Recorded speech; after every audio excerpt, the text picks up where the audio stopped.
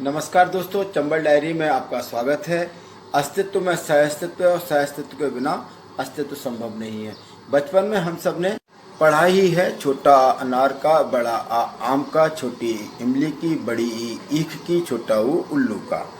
उल्लू के बारे में तो सभी जानते हैं कि यह पृथ्वी का एकमात्र ऐसा प्राणी है जो अपनी शारीरिक बनावट से सबसे अलग है। यह भी जानते हैं कि उल्लू अपना घोंसला नहीं बनाता।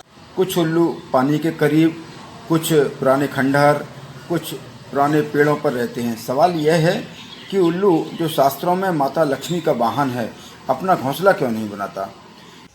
दरअसल उल्लू की आंखें उसकी सबसे बड़ी खास बात हैं और यही उसके जीवन के लिए सबसे बुरी बात भी है। उल्लू के शरीर की 5% भाग उसकी आंखें होती हैं, यानी उल्लू की आंखें किसी भी दूसरे प्राणी की आंखों से ज़्यादा बड़ी होती हैं।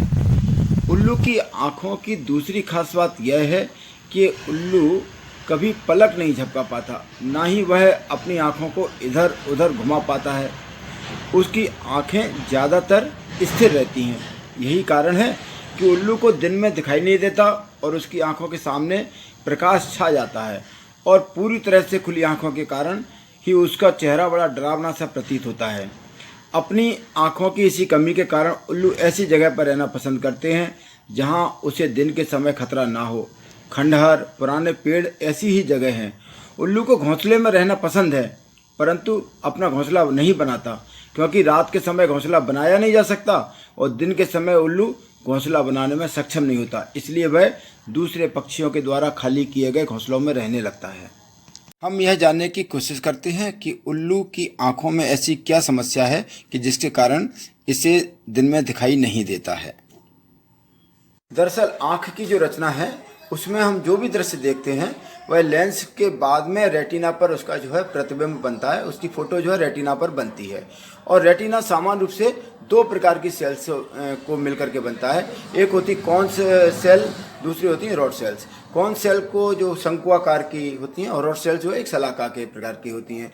कॉन सेल से जो है कलर को डिफाइन कर पाती हैं और रॉड सेल्स जो है रात में देखने के लिए मददगार होती हैं। तो जो उल्लू की आंख का रेटिना है, उसमें रॉड सेल्स की बहुत भरमार होती है। यही कारण है कि उल्लू जो है रात में आसानी से देख पाता है।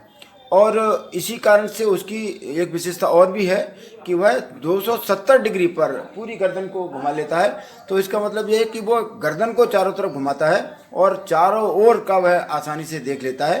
वो बिल्कुल सही बैठा है, तो मुझे दिख रहा है। हाँ हाँ, वैसे ही लगा रहो दिख रहा है मेरे को भी।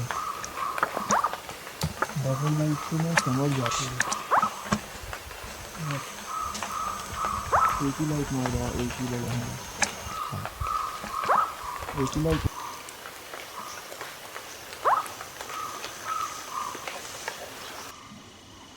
उल्लू चूहा, छिपकली आदि का शिकार करके किसानों की और हमारी बहुत बड़ी मदद करता है, परंतु हमारा दुर्भाग्य है कि अंधविश्वास और जादू टोना के चलते इनका बहुत बड़ी मात्रा में शिकार किया जाता है।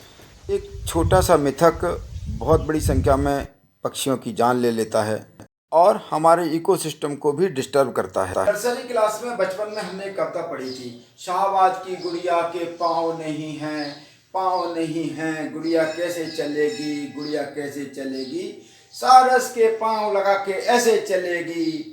शाहबाद की गुड़िया के पंख नहीं हैं, पंख नहीं हैं, गुड़िया कैसे उड़ेगी, गुड़िया कैसे नाचेगी, मोर के पंख लगा के ऐसे नाचेगी। शाहबाद की गुड़िया की आँख नहीं है, आँख नहीं है, गुड़िया कैसे देखेगी, उल्लू की आँख लगा के ऐसे देखेगी।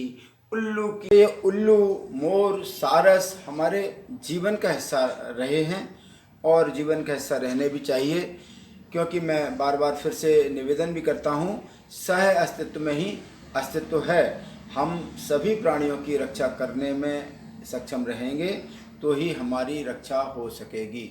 आपका बहुत बहुत धन्यवाद, नमस्कार। वीडियो अच्छा लगे तो आप शेयर कीजिए। यह सह अस्तित्व का विचार बहुत आगे तक जाना चाहिए, तभी मानव जीवन की सुरक्षा और रक्षा संभव है। नमस्कार।